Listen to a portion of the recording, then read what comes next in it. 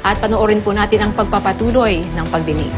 Committee is directing the Senate Legal Counsel to file perjury charges against Mr. Davidson Bangayan before Friday. And then we are also directing DOJ and BID to include him in the watch list. And we will ask DFA to cancel his passport. But we are not holding him here because he is attending the meeting anyway. We can only arrest him if he doesn't attend the meeting in the future. So you just have to keep on attending Mr. Davidson Bangayan. We appreciate that. And we only arrest those who are not attending the meeting. So we are not arresting you except that we are filing perjury charges against you. We will ask the DOJ and the BID to include you in the watch list, and we will ask DFA to cancel your passport. We recognize now our Secretary of Justice, Secretary Laila De Lima, for her comments. Thank you, Madam Chair. On the directive or the request of the committee to put Davidson Bangayan, aka David Tan, on the watch list, we already did that, Your Honor. Thank you very much. So with respect to the detention, well, we recognize that, as announced by Madam Chair, his detention is not part of the sanctions that would be imposed or that this committee is imposing upon him. May I just inform the Honorable Committee that after this session, and I am putting on notice Mr. Davidson Bangayan, that the NBI is ready to implement the warrant of arrest against him as issued by the RTC, Caloocan City. May I explain very briefly? Yeah, okay. You Your have the Honors. floor, Ms. Secretary De Lima. Remember po, during the last hearing that sinabi po namin, meron supposedly an outstanding warrant of arrest as issued to Mr. Davidson Bangayan, aka David Tan, although the warrant of arrest was saying that David Tan, who is not Davidson Bangayan. We also manifested during the last hearing that insofar as NBI and DOJ are concerned, we are certain, at the very least morally certain at that time, that Mr. Davidson Bangayan and David Tan are one and the same person. But because of that, the wordings of the warrant of arrest saying that David Tan, who is not Davidson Bangayan, we deemed it proper to file a manifestation and motion with the issuing court. And we attached to our manifestation and motion proofs, especially the certified true copy of the libel complaint, the one alluded to or discussed by the Honorable Senator Enrile earlier, that there is explicit admission on record that he is Davidson Bangayan, aka David Tan. Now, last week we were expecting the issuance of a new warrant of arrest, clarifying that. But we were told that the presiding judge was on leave. Today, we again followed up on the possible issuance of an amended arrest warrant so as to clarify that, so as to delete that portion who is not Davidson Bangayan and instead change it to something like David Tan, aka Davidson Bangayan, or vice versa. Now, we were told that the presiding judge is still not in her court, but we were able to make representations with the executive judge of RTC Caloocan City. And given the fact that we have additional evidence showing that he is in fact David Tan, Davidson Bangayan, is in fact David Tan. And part of the proof is a representative from Meralco. Because I understand, well, that case, if I may recall, if I may remind the committee, that case is only the case of the violation of the Anti-Electricity Pilferage Act. So it's not yet the smuggling case, because right now we are building the case against Davidson Bangayan, aka David Tan, for smuggling. Now, a representative of Meralco has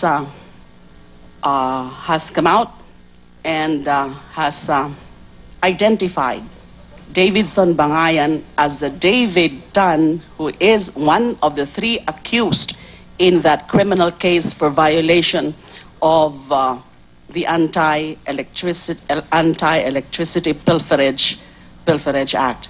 We were advised that by the executive judge that this original warrant of arrest, even if it says David Tan, who is not Davidson Bangayan, can serve now as the basis for the immediate arrest of Davidson Bangayan because of the additional proof that we have on the identity of Davidson Bangayan. At maidagdag ko na rin po sa inyo na aside po from the copies of the complaint affidavit for libel, and aside from the testimony earlier of Mayor Duterte, from the time po of the last hearing, since the last hearing, which was January 22, ay dun po sa case build-up ng NBI, nadagdagan na rin po yung aming mga testigo na sinasabi na si Davidson Bangayan and David Tan are one and the same. So dati po, I mentioned 2 witnesses. Meron na naman pong bago. At ang sinasabi po, so we have his sworn statement. I'm not going to mention his name at this point, Your Honor, but we have the sworn statement of this witness. Ang sabi niya po ay David Tan was their financier, and there had been several occasions that they met face to face. He recounted one incident when groups of cooperatives lost in one bidding and voiced their sentiments over losing in the bidding. To appease these losing bidders, Mr. Tan personally met them and told them that they have nothing to worry because the winning bidders were also his companies, and promised them that whatever income gained will be distributed pro rata among them. Now, he remembered that this happened in a certain fast food restaurant. At in the same statement po, sinasabi po nitong bagong witness namin, he is certain that Davidson Bangayan, who was being shown on TV, is one and the same David Tan, who is known to him as their financier. So he does not have, according to him, he does not have any doubt that what they saw on TV as David Bangayan is the very same David Tan, in the same manner that Mayor Duterte was certain about it based on purported intel reports. So I'm saying this, Your Honor, I'm putting it on record that we are ready to implement the arrest warrant. And we are putting him on notice that we are going to arrest him right after the proceedings.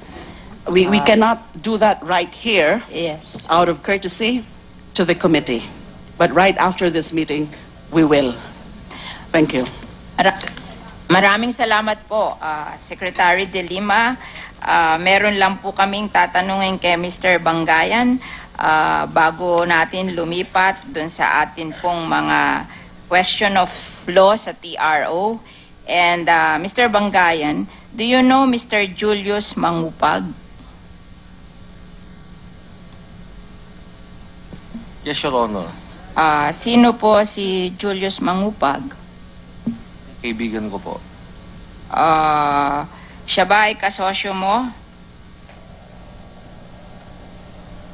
Dati po yata. Hindi ko po sure. I will check my record po, Your Honor. Mr. Julius Masipag is a stockholder of several of your companies. Baka mga inactive companies na po yun. Marami po, 14. I think so. Silver Dragon Property Management Group, Inc., Megawati Resources, Inc., Lenswood Realty, Inc., Riverwork Development, Inc., Ashwood Realty and Development Corporation, Newman Realty and Development Corporation, Primorsco Realty, Inc., Orisa Realty and Development Corp., Nexus Resources, Inc., Primestar Realty and Development, Inc., Advanced Slemetal, Inc., Silver Dragon Agri-Chen, Inc., Win Legend Import-Export, Inc., and Silver Dragon Holdings, Inc. Ito po ay mga kumpanya nyo na stockholder nyo si Mr. Manghupag. I think he is not an acting director po. Ano? Acting. Pwede ba hong pakilakasan nyo kung ano, para madinig namin?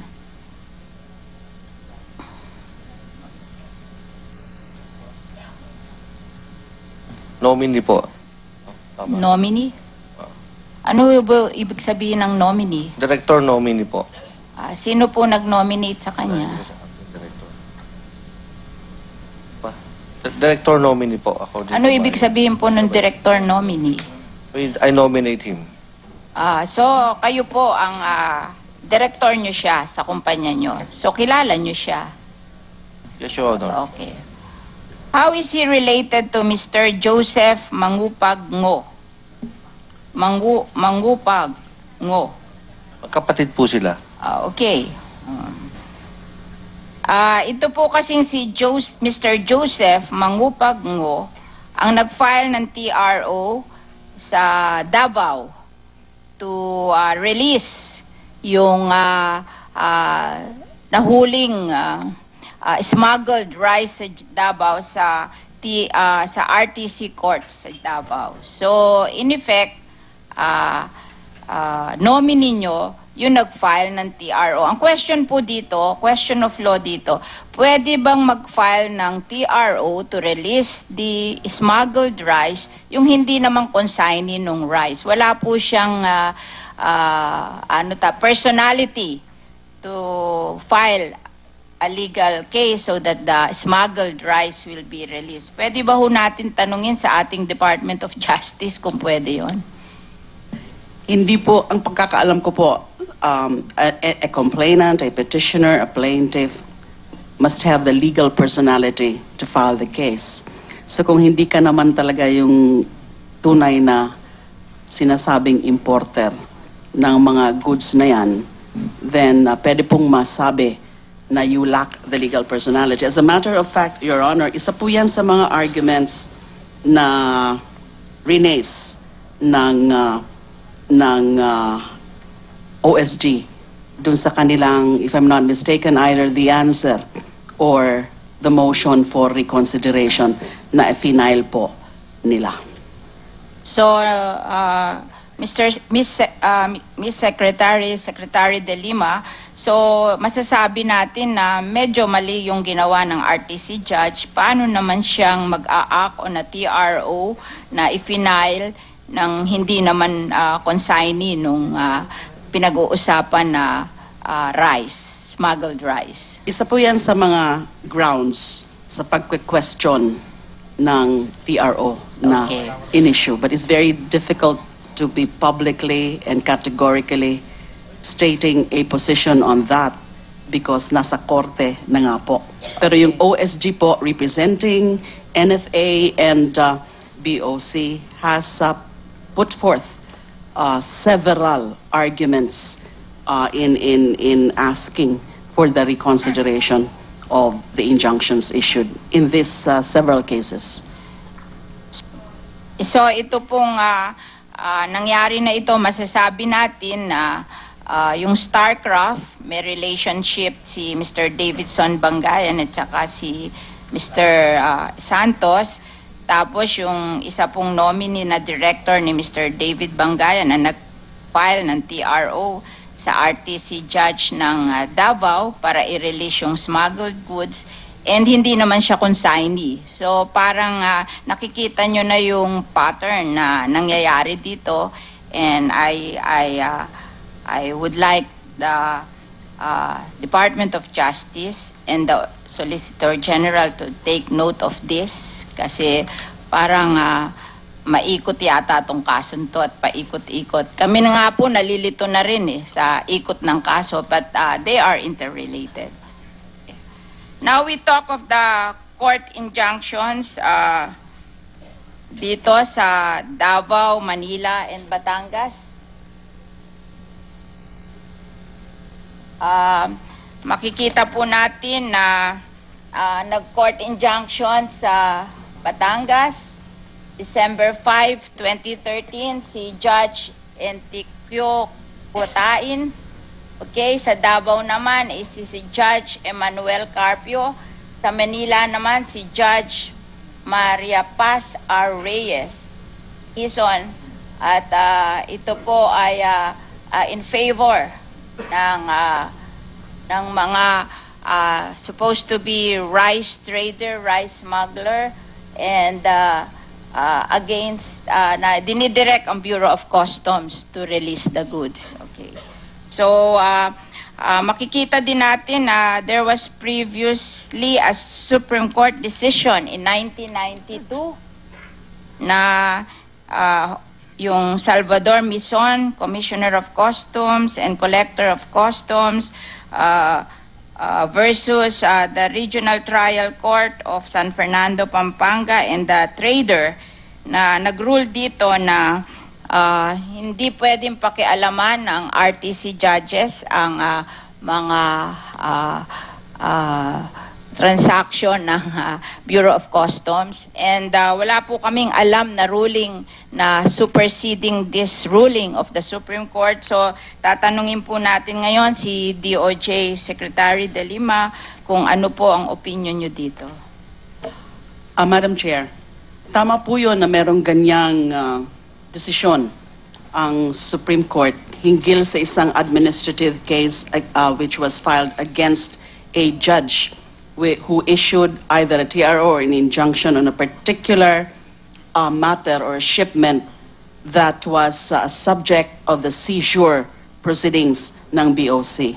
At dito po ay sinanction yung judge pong yun dahil sabi ng Supreme Court ay walang jurisdiction ang korte kapag merong seizure proceedings before the Bureau of Customs.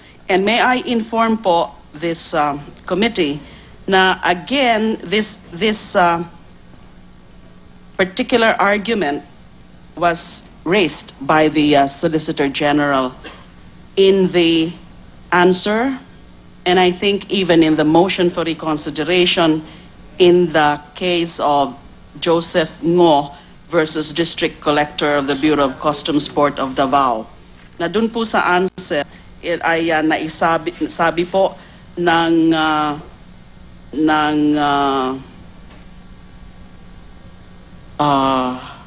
OSG ay kini-question din po nila yung walang cause of action. Bale parang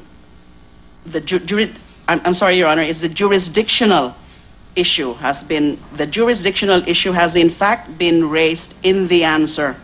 Ang pinaka-argument po ng OSG ay the defendant district collector has already issued a hold order against the rice shipments allegedly owned by plaintiff. Thus, exclusive jurisdiction belongs to the Bureau of Customs and not to the court. So apparently, citing that Supreme Court ruling, and meron nung pinapakita ngayon yung Administrative Circular number 07-99 dated June 25, 1999, that because of this ruling in the Mison case, ay pinapaalahanan po yung mga judges na hinay-hinay o ingat po sila sa pag-i-issue ng either TRO or injunction when the matter is before the Bureau of Customs in the exercise of its primary authority to make sure that importations are legally done. So apparently po, alam ng OSG itong issuance na to on top of the Supreme Court ruling in the Mison case. Secretary De Lima, inimbitahan po namin ang OSG na magbigay ng opinion dito, but unfortunately, due to some reasons, they were not able to come. Do you think there is a plan on the part of OSG to file administrative charges against the judges who issued these TROs?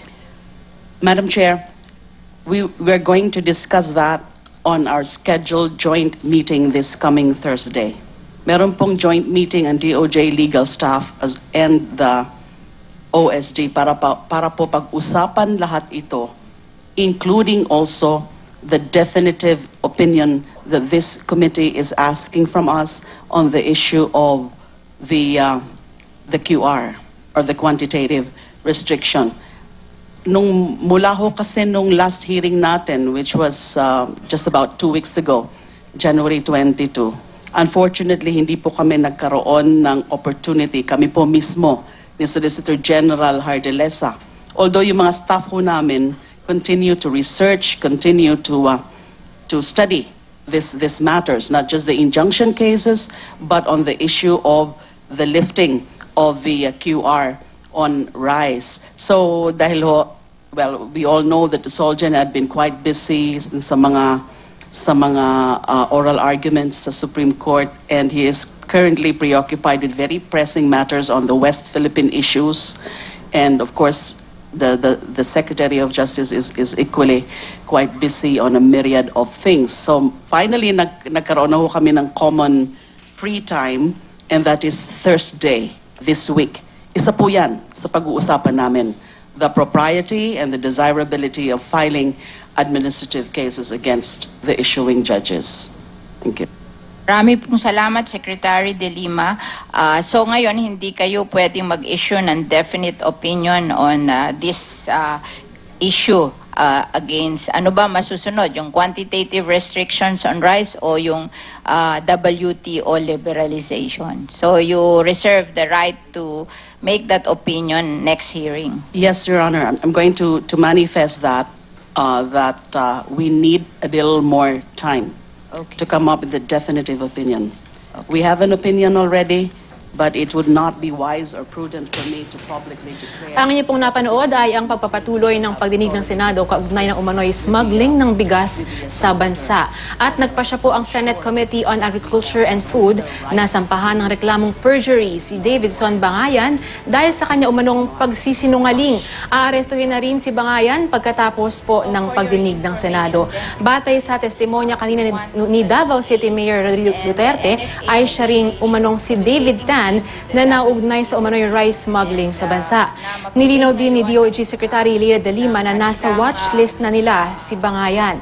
Ayon pa kay De Lima, humingi na rin ang DOJ sa Caloocan Regional Trial Court ng amended warrant of arrest para kay Bangayan. Batayan sa kasong paglabag sa anti-pilferage law na isinampa ng Meralco laban kay Bangayan, si David Bangayan at David Tan ay iisang tao lamang. Pinabulaanan muli kanina ni Bangayan na siya si David Tan. Sa kabila po yan ang laman ng affidavit niya sa libel case na kanyang isinampa sa negosyanteng si Jesus Aranza noong 2005. Sa naturang affidavit ay tinukoy ni Bangayan ang kanyang sarili bilang si David Tan. Pero giit ni Bangayan, tinutukoy lang daw niya ang pagtawag sa kanya sa inireklamo niyang di umano'y libelous report. Samantala, sa pagharap ni Mayor Duterte sa pagdinig, sinabi niyang imposible raw na walang tulong ng customs sa umano'y smuggling ng bigas sa bansa. Ask judges to issue At yan po ang mainit na balita sa oras na ito. Tutok lamang po ito sa GMA News TV para oras-oras. Alam mo, ako po si Rida Reyes. Magandang hapon po.